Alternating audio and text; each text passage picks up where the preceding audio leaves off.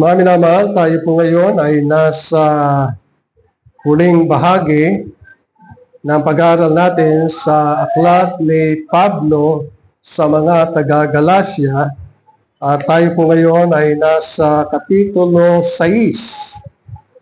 At akin pong babasahin ay nagsisimula po talatang 1 at hanggang talatang 18. Buksan po natin ang ating mga aral na kasulatan, Galacia, Kapitulo 6. At ang aking pong babasahin ay ang lumang salin. Inyo mapapansin na kahit sa social media ay kanilang ipinopromote ang diglot, English at Tagalog. At yung Tagalog ay yung lumang salin. Ganito po ang siyang isinasaad sa talatang 1. Mga kapatid, kung ang sino man ay masumpungan sa anumang pagsuway, kayong mga sa espiritu ay inyong papanumbalikin ang gayon sa espiritu ng kahinhinan na inyong pagwariin ang inyong sarili, baka ikaw naman ay matukso. Magdalahan kayo ng mga pasanin sa isa't isa at tuparin ninyo gayon ang kautusan ni Kristo, sapagkat kung ang sino man ay nag-aakala na siya ay may kabuluhan, bagamat siya ay walang kabuluhan, ang kanyang sarili ang dinadaya niya. Ngunit siya sa atin ang bawat isa ang kanyang sariling gawa, at kung magkagayon ay magkakaroon siya ng kanyang kapurihan tungkol sa kanyang sarili lamang at hindi tungkol sa kapwa, sapagkat ang bawat tao ay magpapasan ng kanyang sariling pasan. Dadapwat ang tinuturuan sa aral ng Diyos ay makidamay doon sa nagtuturo sa lahat ng mga bagay na mabuti. Huwag kayong padaya. Ang Diyos ay hindi napabibiro, sapagkat ang lahat na iniasik ng tao ay siya namang aanihin niya, sapagkat ang naghahasik ng sa kanyang sariling laman ay sa laman mag-aani ng kasiraan. Dadapwat ang naghahasik ng sa espiritu ay sa espiritu mag-aani ng buhay na walang hanggan. At huwag kayong magpagod sa paggawa ng mabuti, sapagkat sa kapanahunan ay magsisiani kayo kung hindi tayo maghihimagod. Kaya nga, samantalang tayo'y may pagkakataon o ay magsigawa tayo ng mabuti sa lahat, at lalo-lalo na sa mga kasambahay sa pananampalataya. Tingnan ninyo kung gaano kalaki mga titik ang sinulat ko sa inyo ng aking sariling kamay. Yung lahat na may ibig magkaroon ng isang mabuting anyo sa laman, ay hindi siya pumipili sa inyo ng mga tuli upang wag lamang silang pag-usigin dahil sa krus ni Kristo. Sapagkat yung mga nagtuli na ay hindi rin nagsitupad ng kautusan. Ngunit ang ibig nilang kayo'y ipatuli upang sila'y magmapuri sa inyong laman. Tatapat malayo naman o malayo nawa sa akin ang pagmamapuri maliban na sa krus ng ating Panginoong Hesukristo, na sa pamagitan yon ang sanlibutan ay napako sa krus sa ganang akin at ako'y sa sanlibutan. sapagkat ang pagtutuli ay walang anuman, kahit man ang di pagtutuli, kundi ang bagong nilalang.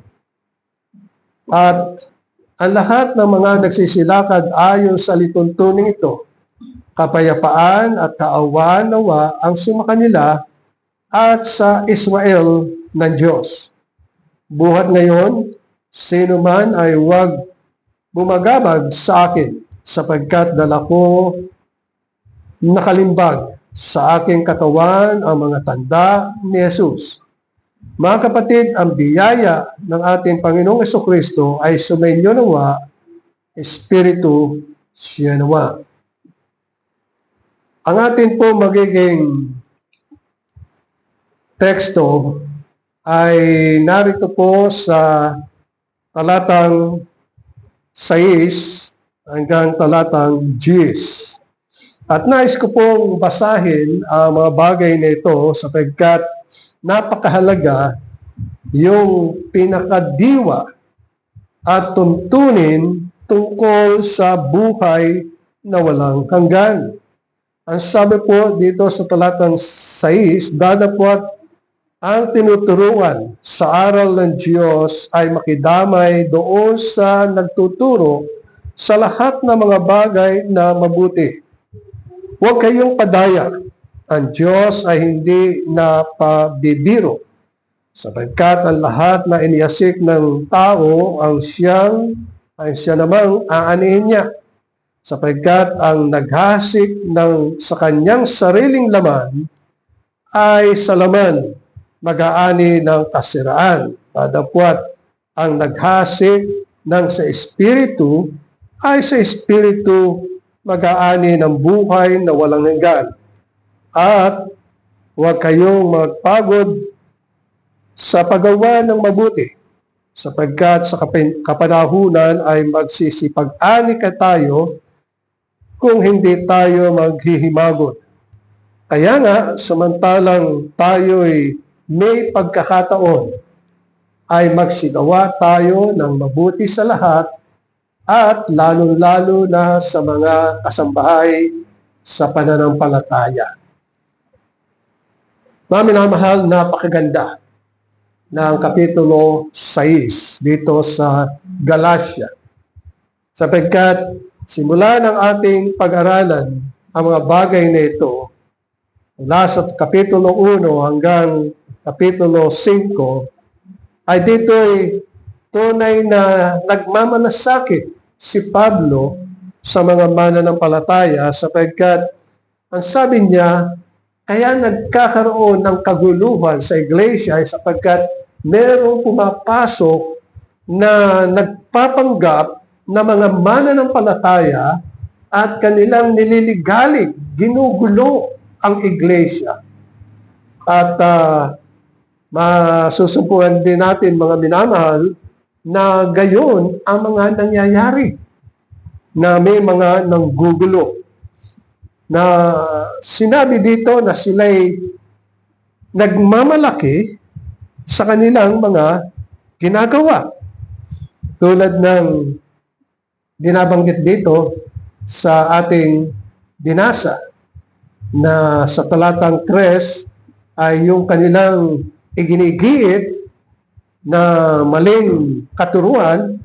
Ang nangyari ay, sabi dito sa talatang 3, sila'y nagmamapuri sa inyong laman. Ibig sabihin nakikita nilang sila, ang mga mananampalataya sumusunod sa kanilang mga masamang katuruan. Kaya't nagmamapuri sila sa kanilang mga ginagawa. Ngunit, ang lagi nating tatandaan ay yung tanging tuntunin na siyang iniligay ng Panginoon. At ito ay nasa talatang 8 na ang naghasik sa kanyang sariling laman ay sa laman mag-aani ng kasiraan. Dadapot ang naghasik sa Espiritu ay sa Espiritu mag-aani ng buhay na walang hanggan. Kaya nga ninanais ni Pablo na muling maibalik yung mga kapatiran yun na nalinglang sa maling katuruan. At dito ay kanyang sinasabi na sila'y kinakailangan mai-restore. Kinakailangan silang maibalik sa pananalig at pananampalataya sa Panginoong Jesucristo.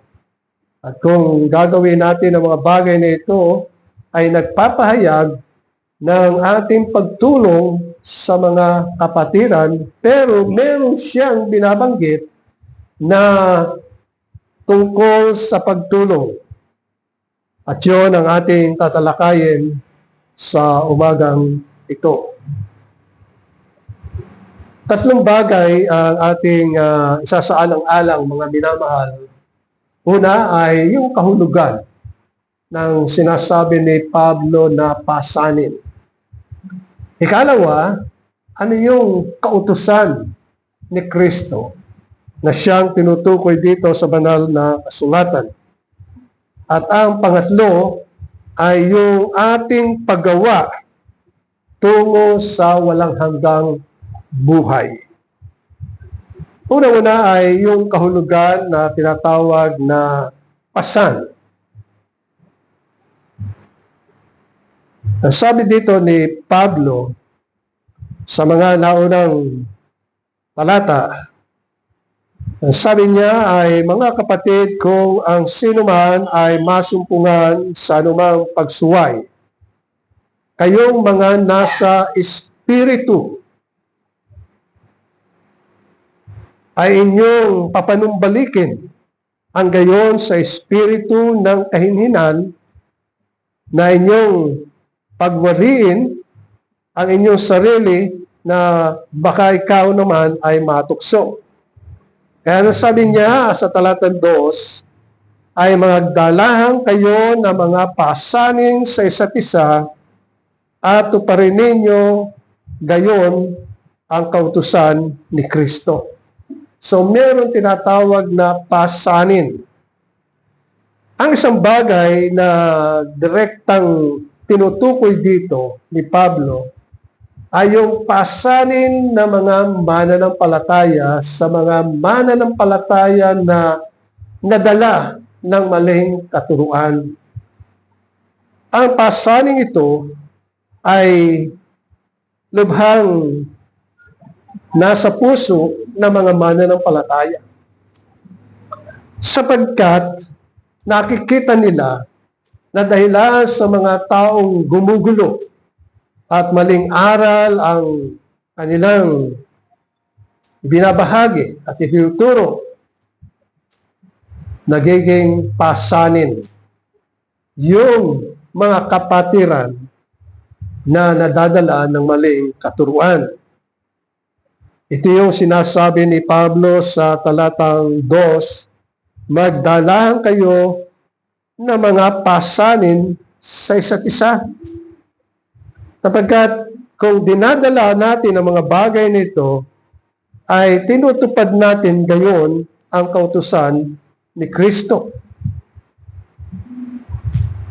So ito'y naka-address sa mga mananampalataya. Ang mga mananampalataya, tulad na sinabi ni Pablo dito, kayo'y mga sa espiritu. Sabihin ni kayo'y nasa espiritu, hindi nasa laman. Sapagkat nung mga nakaraan ay pinag-aralan natin ang mga bagay na sinasabi ni Pablo sa Kapitulo 5. Na dito ay nililiwanag ni Pablo ang mga bagay na nasa laman.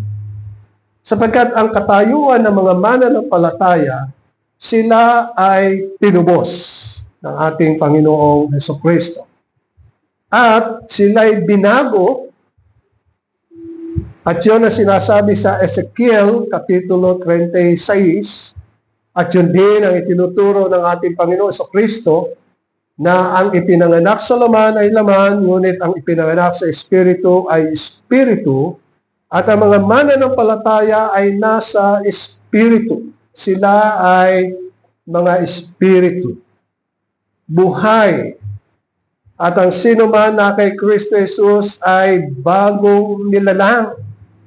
Taglay nila ang katangian ng Panginoong Kristo at dahil sa sila'y nasa espiritu, sila'y merong buhay na walang hanggan. At sinabi ni Pablo dito sa Kapitulo 5, yung mga bagay na nasa laman. Ibig sabihin, ang Panginoon ang siyang tumubos sa atin. Tinubos ang ating kaluluwa. Sapagkat ang kaluluwa ay kasamang nagkasala pati ang katawan. Tinubos ng Panginoon. Pareho na tinubos. Pero, yung katawan natin ay tutubusin pag dumating ang Panginoon.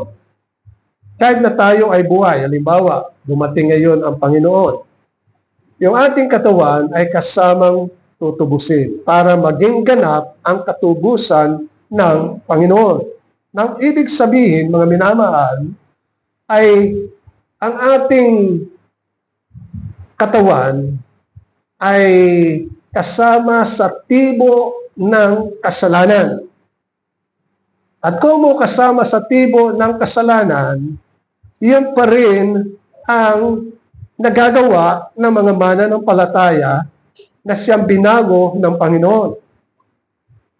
Sapagkat ang mga mananampalataya ay binago. Ang sino man na kay Kristo Jesus ay bagong nilalang. Ang kanilang mga puso na dati-dati ay pusong bato ay binago ng Panginoon at ginawang pusong laman. Ang mga mananampalataya ay nilinis. Winisikan ng tubig, na ibig sabihin ay salita ng Panginoon, at sila ay nawisikan ng banal na dugo. Sapagkat ang dugo ng Panginoon ang siya lamang maaaring makalinis sa buhay ng isang mananampalataya. Hindi lahat ng tao ay nalinis ng Panginoon sapagkat hindi ibig sabihin ay naging kahinaan ng ating Panginoong Kristo ang gawin ang lahat ng mga bagay. Hindi, sapagkat ang ginagawa ng ating Panginoon ay ayon sa panukala ng Diyos na ang mga ibinigay sa Kanya, sa Panginoon Kristo, ang siya lamang Kanyang tutubusin doon sa krus, sa Kalbaryo. Kaya't malinaw sa banal na kasulatan na tayo ay pinili ng Diyos bago pa itatag ang sanlibutan. Maliwanag po yun sa Efeso Kapitulo 1, talatang 4. Pinili tayo upang maging mga banal, kaaya-aya, at walang kulubot, walang kapintasan, kundi maging mga banal. At yung pagtubos ay sa pamagitan ng dugo ng ating Panginoong Jesucristo. Kaya nang ang Panginoong Jesucristo ay namatay, yung kanyang dugo ay taglay niya. At ito ay inihandog sa Ama, ang kanyang dugo. Iniwisik ito sa mga mananampalataya. Na katulad na sinasabi na kay Moises, na yung mga bagay na ipinahayag kay Moises ay mga bagay na katulad sa langit. Na doon sa ginawa ni Moises ay mas higit ang ginawa ng Panginoong Jesucristo sapagkat ang mga mananampalataya ay nawisikan ng dugo. At yun ang sinasabi sa Hebreo Kapitulo 6. Kaya't sila ay malinis at may bagong buhay. Ang buhay ng Diyos ay ibinahagi sa atin. Kung naalala nyo yung nasa Juan Kapitulo 15, ang Panginoon ang siyang puno, tayo ang mga sanga, at tayo inugpong sa Panginoong Jesucristo, at dumadaloy ang buhay sa sanga dahil sa sila'y nakaumpong sa puno. Ang puno ay ang Panginoon Jesucristo. Ang manggagawa ay ang Panginoon Diyos, ang Ama. Kahit yung buhay ay dumadaloy sa sanga. At tayo ang sinasabihin ng Panginoon na mga sanga. Yung buhay ni Kristo ay dumadaloy sa atin upang tayo'y yumabong, magbunga ng sagana at pamumuhay na kinakailangan sa buhay ng isang mananampalataya. O kaya nga itinuro dito ni Pablo na ang ating katawan ay laging salungat sa ating espiritu. Dumadaloy kasi yung buhay sa atin. Ang buhay ng Panginoon sa Kristo, dumadaloy sa atin. Ito'y ibinigay sa atin sa pamagitan ng banal na espiritu. Kaya nga ang banal na espiritu ay nasa ating puso, nasa ating espiritu upang gawin natin ang mga bagay na nararapat at naayon sa kanyang kalooban. O kaya nga, magkakontra ang espiritu natin sa ating laman. Ang ating katawan, ang ating laman, kontra din sa ating espiritu. Ngunit, ang sabi ng banal na kasulatan, tayo'y lumakad ayon sa espiritu at hindi sa laman. Kaya sabi ni Pablo, sa Kapitulo 5, talatang 19, ito ang hayag na gawa ng laman.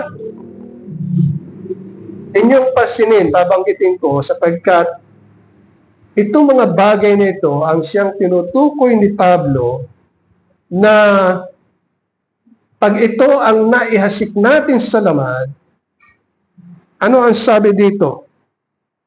Kasiraan ang naihasik natin. So ano ang binabanggit dito sa Kapitulo 19? Malinaw ito.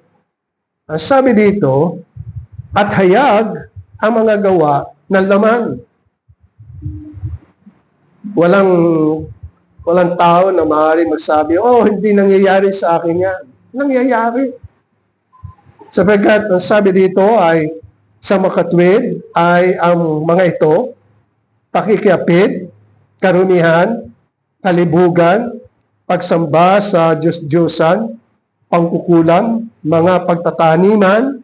Yung salitang pagtataniman, ibig sabihin para yung kapwa niya ay mapahamak, ay nagtatanim siya ng isang bagay na karaniwang nadidinig natin ang mga bagay na ito, mga pagtatalo, mga panilibugho, mga pagkakaalitan, mga pagkakampi-kampi, mga pagkakabahagi, mga hidwaang pananampalataya, mga kapanaghilian, mga paglalasing, at ang sabi dito, mga kalayawan, at ang mga katulad nito tungkol sa mga bagay na ito ay aking ipinagpapaunang ipaalala sa inyo tulad ng aking pagpapaalala ng una sa inyo na ang mga nagsisigawa, ng gayon mga bagay ay hindi magmamana ng kaharian ng Diyos. Maliwanag. Iyon ang dapat nating iwawaksi.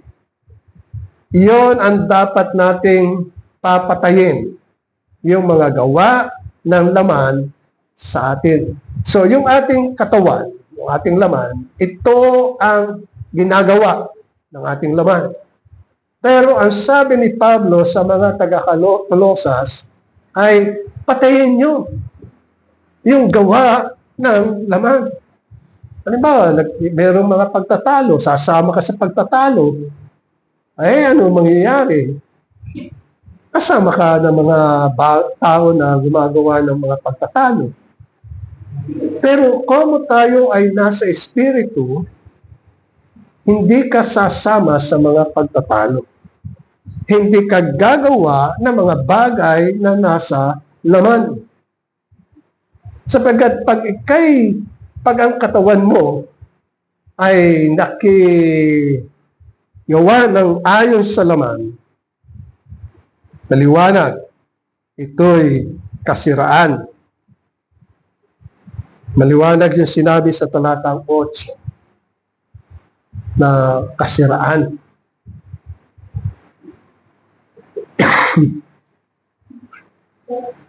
So, ang mga mananampalataya ay meron ng alam tungkol sa mga bagay na ginagawa ng laman. Sapagkat ang sabi sa Roma, Kapitulo 8, ang gumagawa ng ayon sa laman ay pakikipag-alit sa Diyos. So, ang mga bagay na ito na sinasabi sa banal na kasulatan, kung itong mga gawang ito nasa Kapitulo 5, talatang 19, ay ginagawa ng isang mananampalataya, nakikipag-alit siya sa Diyos. Nakikipag-alit siya sa Espiritu.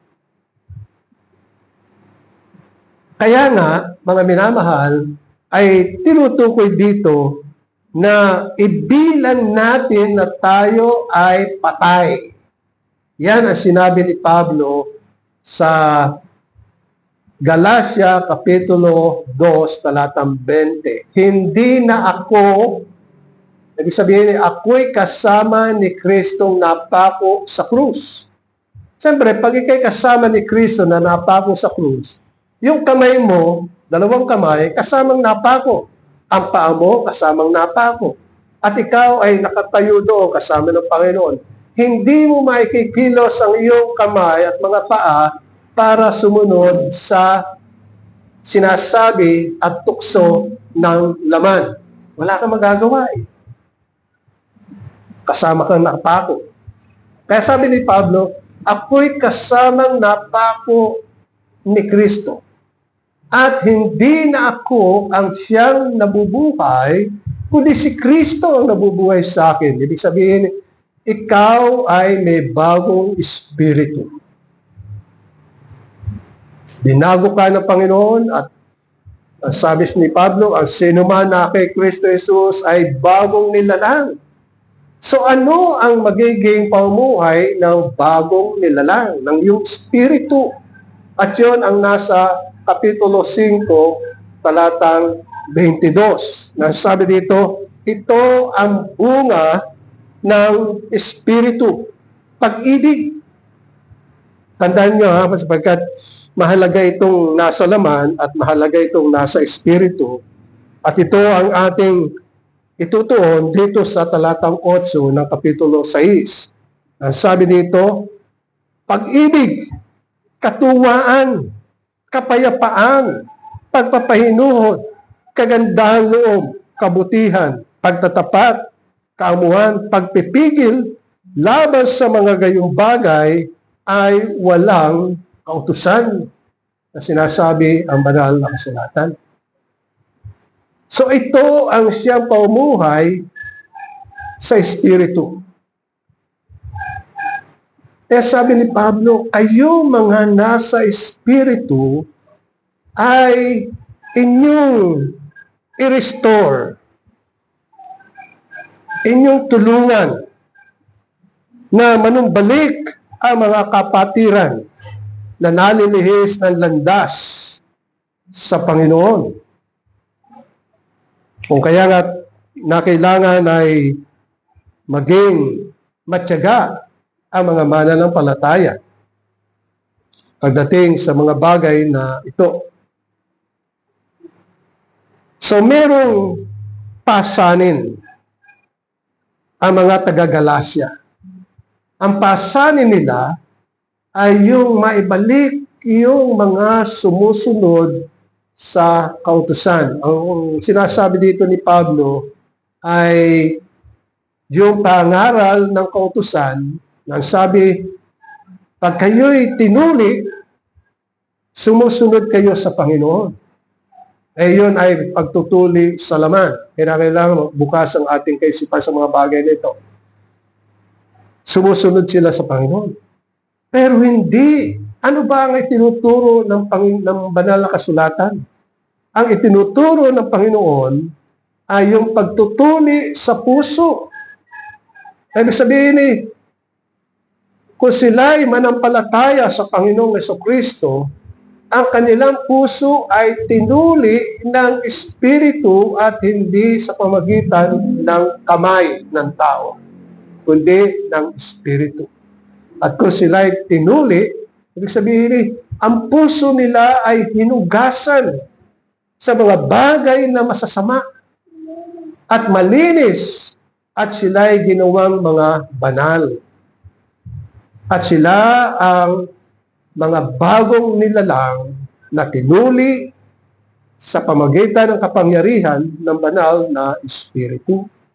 So kung sila ay nasa Espiritu, itong bunga ng banal na Espiritu ang siyang kinakailangang namamayagpag sa kanilang buhay.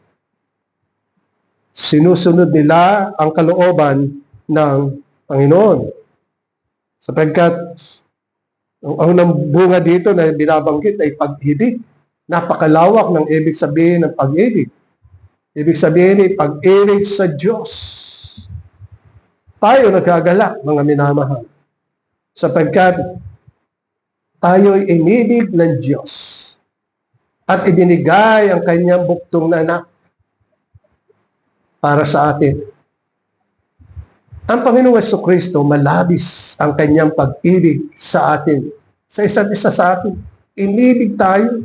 Matindi ang pag-ibig ng Diyos sa atin, pag-ibig ng Panginoon sa atin, sapagkat kinusa niya na ibigay ang kanyang sarili sa atin, na mabayubay doon sa krus sa Kalbaryo dahilan sa ating kasalanan, sapagkat tayo'y makasalanan. At ang nais ng Panginoon ay tayo'y linisin, patawarin sa ating mga kasalanan at maging mga anak ng Diyos. Tayo ay kinukup at ito ang sinasabi ni Pablo sa mga taga-Galacia na kinukup tayo at tayo'y pag-aari ngayon ng Diyos. At kung pag-aari, kailangan lumalakad tayo sa pag-ibig. Iniibig natin. Kasi ang Diyos ang unang umibig sa atin. Ibinigay niya ang kanyang buktong na anak.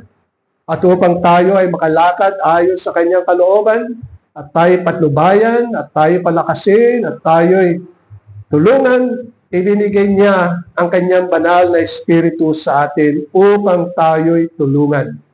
Upang sa pamagitan ng salita ng Panginoon, itong banal na salitang ito, ay maging buhay sa ating puso at tulungan tayo na maunawa natin at lumago sa pamagitan ng banal na Espiritu. So ang salita ng Diyos at ang banal na Espiritu ay magkasama na gumagawa sa ating puso upang tayo ay maging isang anak na sumusunod sa kalooban ng Panginoon. At tinutukoy din dito ay yung iba pang mga bunga, katuwaan.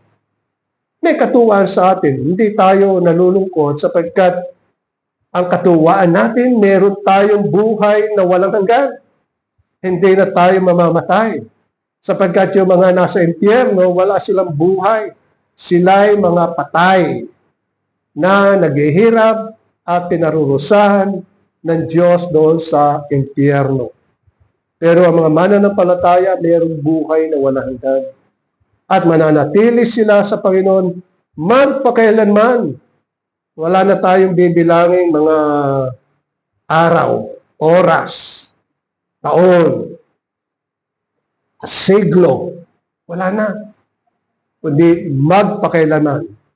At yun ang ninanais ng Panginoon. May katuwaan, mayroong kapayapaan, sapagkat ang Panginoon ang siya nagbibigay ng kapayapaan. Ang sabi ng Panginoon bago siya umalis, iniiwan ko sa inyo ang aking kapayapaan. At yun ang siya tinutukoy ng Panginoon, kapayapaan. Ang mga wala sa Panginoon, yung mga hindi nananalig sa Panginoon, walang kapayapaan sa kanila. Ang sabi sa Isaiah, ang kanilang buhay ay katulad ng dagat na nag-aalimpuyo sa lakas ng hangin at hindi mapanatag. Talagay ko, nakakakita kayo ng mga barko na nasa gitna ng dagat na nag-aalimpuyo. Yung mga nangingisda, yung mga barko na dadala ng mga produkto, inaabutan ng mga matitinding, malalakas na ulan at saka alon at saka hangin. Alam niyo yung mga barkong yun? Mga pagewang-gewang. Walang katinuan. Hindi nila makaya na dumaan sa mga pagsubok. Hindi nila kaya na sila ay tumawid ng dagat ng tuwid. Hindi, magiging pagkewang-gewang. At yung kanilang mga tinatangkilik ay mga iniluluwas nila ng mga gamit, minsan itinatapon para lang mailigtas ang kanilang mga buhay. May kapayapaan, pagpapahinuhod, kagandahan loob. Ito ang mga katangian ng mga nasa espiritu, mga mananampalataya. Ito yung nasa ating puso kung tayo ay binago ng Diyos at pinatawad tayo sa ating mga kasalanan. Pagtatapat, na kailangan matapat tayo sa Diyos. Matapat tayo na naglilingkod at nananambahan sa Kanya. At sinasabi din dito, kaamuan. Maging maamo tayo. At ganyan din, ang sabi dito ay pagpipigil. Kung meron tukso, kinakailangan magpigil tayo upang hindi tayo mahulog sa tukso. Pagpipigil. Kaya ang sabi dito, laban sa mga gayong bagay ay walang kautusan. At ang sabi sa talatang 24, at ipinako sa krus ng mga nakay Kristo Jesus ang laman. So yun yung binanggit dito sa talatang 19 hanggang talatang 21. Pinako ang laman kasama ang mga masasamang pita at mga kahalayan. Kaya ano ang sabi ni Pablo? Mga buhay kayo sa Espiritu, verse 25 ng Kapitulo 5 ng Galacia. Kung kayo'y mga bubuhay sa pamagitan ng Espiritu, ay magsilakad naman kayo ayon sa Espiritu. Ngayon, kung ang isang mananampalataya ay lumalakad ayon sa laman, naiihasik niya ay mga bagay ng ayon sa laman. Halimbawa, pumili tayo ng mga ilan dito sa mga gawa ng laman. Kung merong mga mananampalataya na lumalakad sa laman at merong pagkakaalitan at pagkakampi-kampihan, ginagawa nila yon. At yun ang kanilang inihasik. Alam niyo, sa opisina, ganyan eh. May kanya-kanyang grupo. Yan ang problema talaga dito sa ating bansa pagdating sa politika. Kanya-kanya. Kampi-kampihan. Kahit masama, pagtatanggol. Pag mabuti, kinamumuhian. Ay wala naman tayong magagawa sapagkat ang tao ay masama. Yan ang gagawin niya, kabutihan. Walang tao na gagawa ng kabutihan sapagkat siya ay masama. Kundi mga bagay na masama ang kanyang gagawin. Ngayon, sa mga mananampalataya, iba ang sinasabi sa atin ng banal na kasulatan. Pag tayo bilang mananampalataya ay naghasik ayon sa laman, di ba, pagtatalo at pagkakampi-kampihan at meron tayo, nakisama tayo at ganito ang ating sinasabi para kumampi sa atin o kumampi tayo sa kanila, kampi-kampihan yun. Iba yung ikaw ay nananindigan sa Panginoon at sinasabi mo, ganito ang tama na walang kampi-kampihan, walang pagtatalo, kundi tayo'y maging isa sa paglilingkod sa Panginoon.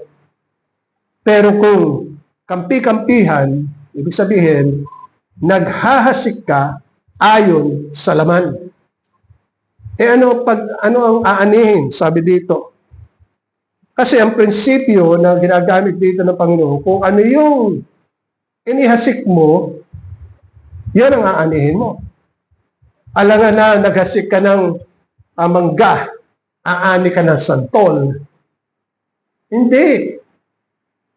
Kaya lang, pag-ani mo, maasim, mapakla, hindi masarap.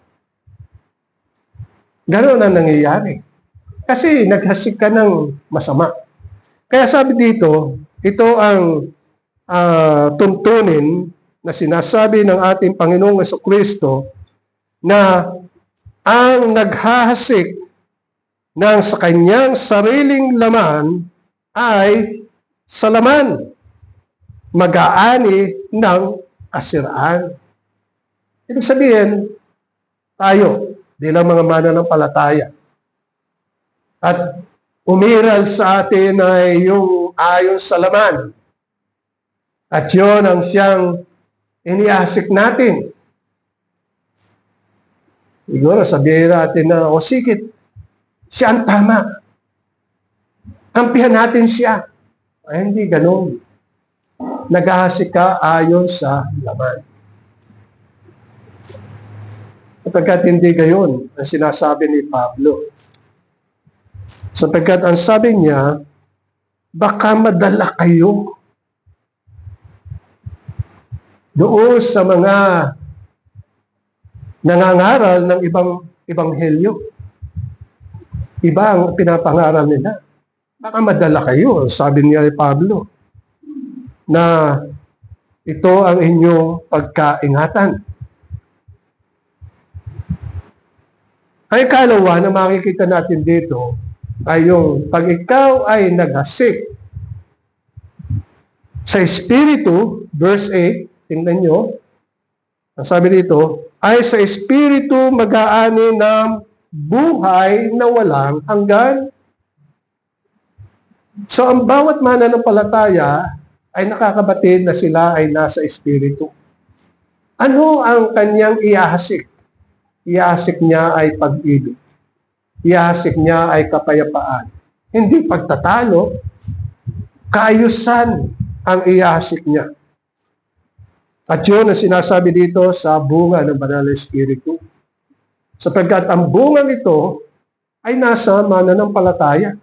Kinakailangan ito'y nakikita na nagagawa ng mga mananampalataya. Sapagkat sila'y nasa Espiritu. Binibilang mo ang iyong sarili na patay, itong katawan. Kailangan alam natin, hindi ikaw ang dapat na maghari, ang Espiritu ang dapat maghari. Ngayon, kung gusto natin lalong malalim ang ating pagkaunawa tungkol dito, basahin natin yung sinulat ni Pablo sa Roma, Kapitulo 8. Ang sino man na kay Kristo Jesus ay wala ng hatol sapagkat sila'y nasa Espiritu at hindi na nila ginagawa ang mga bagay na ayon sa laman. So alam natin ano yung mga bagay na nasa laman. Ang nakalulugod dito ay yung mga bagay na ginagawa natin ayon sa Espiritu. So maliwanag na dito itinutukoy, mga minamahal, na ang mga mananampalataya ay maghasik ng ayon sa Espiritu at sila ay mag-aani ng buhay na walang hanggan. Verse 8, naliwanag dito. Pansiyam ay verse 9, ang sabi dito, at huwag kayong manghimagod o mga pagod sa paggawa ng mabuti, sapagkat sa kapanahunan ay nagsisipag-ani tayo kung hindi tayo manghihimagod. Ibig sabihin manghihimagod ay yung humihina o hindi natin nagagawa ang mga bagay na yun. Ito, mga minamahal, ang siyang sinasabi ni Pablo. Kaya nga sabi niya, kung kayo'y merong pasanin sa inyong mga kapatiran na ibalik sila, ay ihasik natin ang mga bagay ayon sa Espiritu, hindi sa mga bagay ng laman.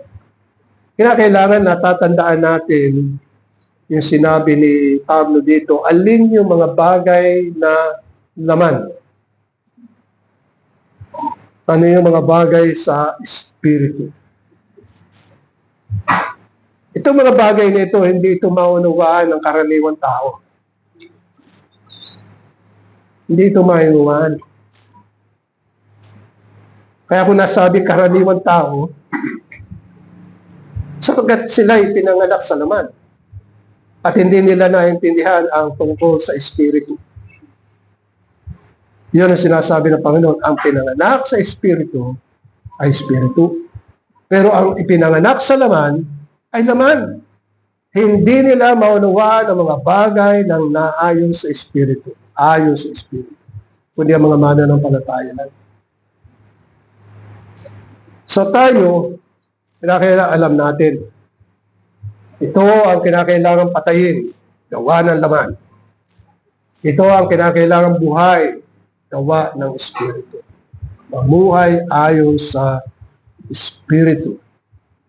At yan ang sinasabi ni Pablo sa Galacia Kapitulo 5, talatang 25. Kung tayo'y nangabubuhay sa pamagitan ng Espiritu, ay magsilakad naman tayo ayon sa Espiritu. Kaya kung minsan tayo ay nasasangkot sa gulo, kasi umiiral yung ating laman eh. Nakikikampi tayo, sumasalo tayo sa mga pagtatalo, nasasama tayo sa mga ibang gulo, mga hidwang pananampalataya, nasasama tayo. Ngunit hindi gayon ang dapat sa buhay ng isang mananampalataya. Tayo ay kinakailangang lumakad ayon sa Espiritu. Sapagkat ang ninanais ng Panginoon dito ay yung ang naghahasik sa Espiritu ay sa Espiritu mag-aani ng buhay na walang hanggan. So may katumbas na reward ang sinasaad dito. Kasi ang sabi ng Panginoon, ako'y darating at dala ko ang mga reward. Nakakagalak yun, kaloob. Yun ay ibibigay ng Panginoon ng mga reward, mga kaloob sa mga mananampalataya. Na sila ay namuhay ng tagumpay, lumakad ayon sa Espiritu. Walang iniwan niya kung minsan sa ating pamumuhay. Karaniwan yan eh.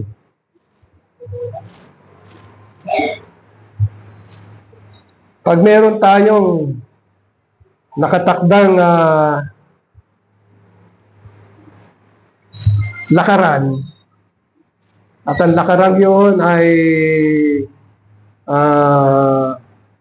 pupunta sa isang beach. Kuminsan, hindi na matulog eh. Alas 4 pa lang, nakahanda na. Yung kanyang dadalhin, pagkain, damit, para sa beach. Pero pagdating sa pananambahan, wala. Yung ating laman, saka yung espiritu natin, nagtatalo. Walang iniwan sa sinabi ng Panginoon sa mga alagad. Kasi ang Panginoon nanalangin. Isang oras lang ang panalangin ng Panginoon na pagbalik niya, nakita niya, ay, natutulog yung mga alagad. Sabi ng Panginoon, hindi kayo nakikipagpuyatan sa akin. Kaya nasabi ng Panginoon, ang espiritu natin, gustong-gusto na manalangin. Pero ang sabi ng katawan, hindi, inaantok ka na, inaantok ka na. Di ba, nagtatalo-talo yung ating kalooban? Kahit ngayon, nagtatalo yung kalooban natin. Habang nagme-mensahe, nananambahan tayo, antok na antok. Pero nasabi ng Espiritu, kailangan pakinggan, makinig, sapagkat yun ay buhay at buhay na walang hanggan. Ang salita ng Panginoon. Kaya mga minamahal, naisin natin na maghasik ng ayon sa Espiritu at ang ating aanihin ay buhay na walang hanggan. Maraming salamat po o aming Diyos at aming Ama sa iyong mga salita. Ito po ay pagpalain mo. Hindi lamang kami tagapakinig, kundi tagaganap ng iyong mga salita. Tulungan niyo kami, Panginoon, sa mga bagay na ito, sama kami sa pangalan ni Jesus. Amen.